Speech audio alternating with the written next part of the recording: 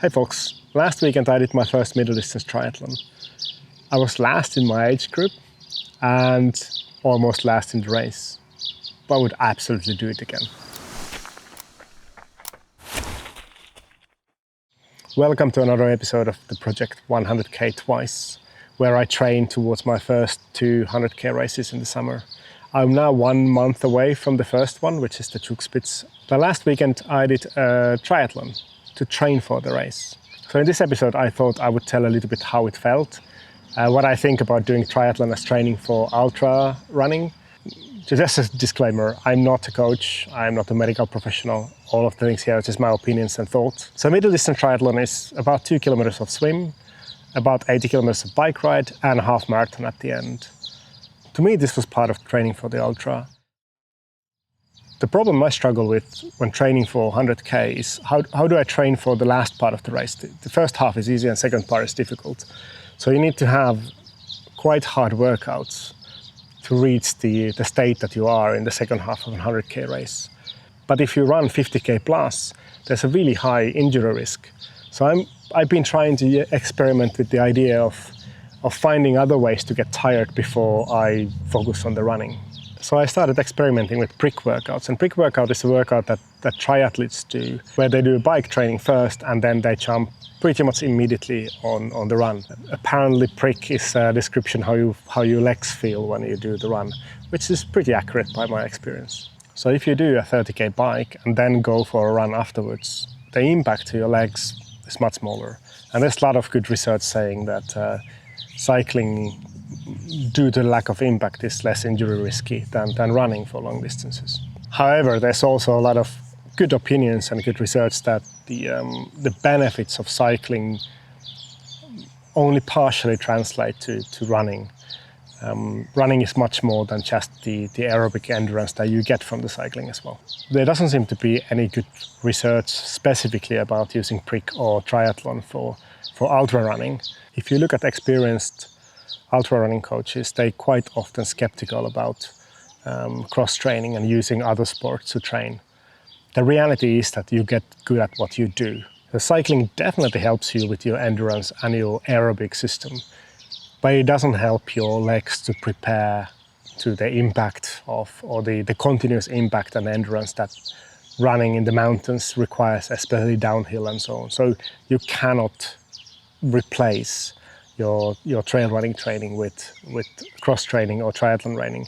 But anybody who wants to supplement their training with brick workouts or triathlon type of training, it doesn't have to be complicated. Jump on a bike for 30 minutes and then just go for a run afterwards. You don't have to be quick at transitions or it doesn't have to be about timing. You don't have to have a race bike. You can do it very easily and give it a go. The risks seem to be very, very low. Anyway, so doing a brick workout is easy. If you then want to elevate to a race, triathlon race, it might feel scary, but triathlon racing is actually, you don't have to be very good at it. If you want to win, yeah, you have to be. But if you want to use it as a training event, you don't have to be fast. You need to know how to swim. You probably do need to know how to do front crawl, but that's just some exercise to be learned. I spent about a year learning it, and I'm not a fast swimmer, but I wasn't the last one. My pace was just under 240 per 100 meters. There was probably 5 people after me still in the lake. For bike, if you look at triathlon on TV or YouTube, you see these very special triathlon bikes, time trial bikes. They're really cool. I would really like to have one, but I don't have one. I bought a used 20-year-old road bike and I'm using that. Now, I was overtaken a lot. Basically, I was the last one off the bike. On a distance like 80, a road bike like mine is probably 30 to 60 minutes slower than a triathlon bike. So as long as you're fine being overtaken a lot, that's not a problem. I didn't care. I was just enjoying the bike ride. Now, if you want to do a triathlon and you come from trail running, do pay attention to the rules of the racing.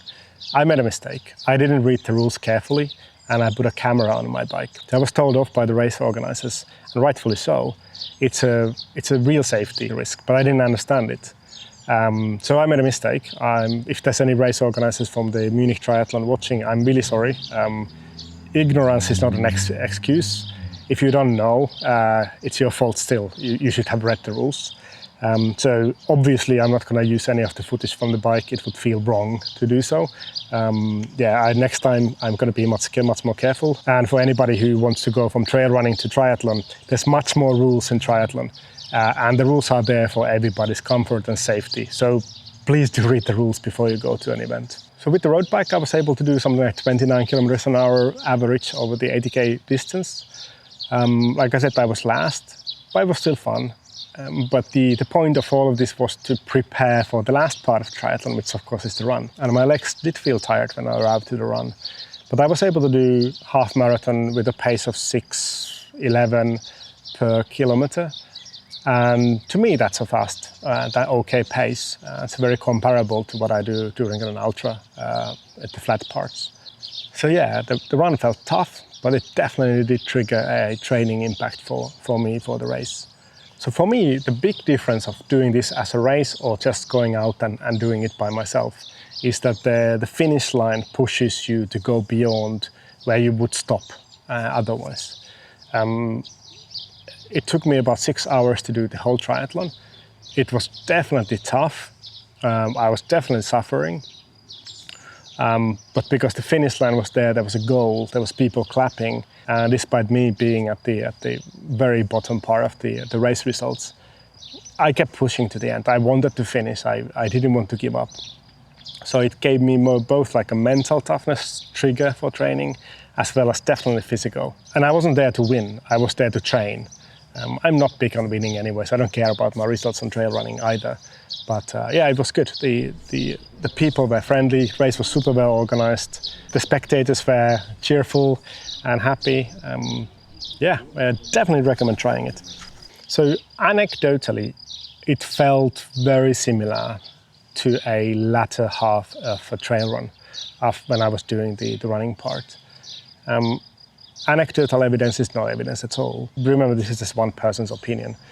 However, a lot of the public opinions and blog posts and scientific research is kind of geared towards professional athletes, and I'm not one. I have family, I have a job, I have other hobbies, so I tend to not have so much time. And I want to do more things than just one in my life. I want to experiment things. I want to ride bike, I want to learn to swim, all of those kind of things. So this is much more than just a training exercise for me. It's a keeping sports interesting to me and learning something new, learning to know new people, understanding new stuff in sports. But even in my situation, there are some trade-offs that we need to keep in mind. When you do a hard 6-hour effort, the recovery time has to be there. So when I'm recording this, it's Thursday after the Sunday where I had the race, and today was the first time I went for a run. So I had quite a long period of not running, especially in the kind of the most important training block for my ultra, which is the last 2 weeks before taper. But again, in my type of training, the ups and downs are there all the time anyways. Now, of course, one thing that you have to keep in mind when you talk about triathlon is the cost. Trail running is super cheap. Even if you buy the most expensive shoes, it's very, very cheap. Triathlon, the races are expensive because organizing then takes much more effort.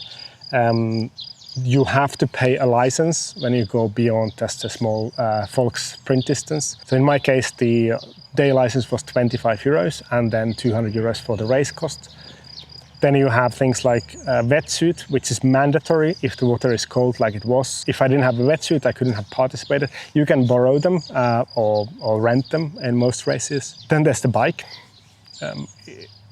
Like I said, I use an old used bike, but still, you have to have a bike. If you go there with a city bike or gravel bike or mountain bike, it won't be fun. You need to have at least a road bike. Otherwise, the distance is too long and you might get pulled from the course. But that all said, pre-workouts, you don't need to have a good bike.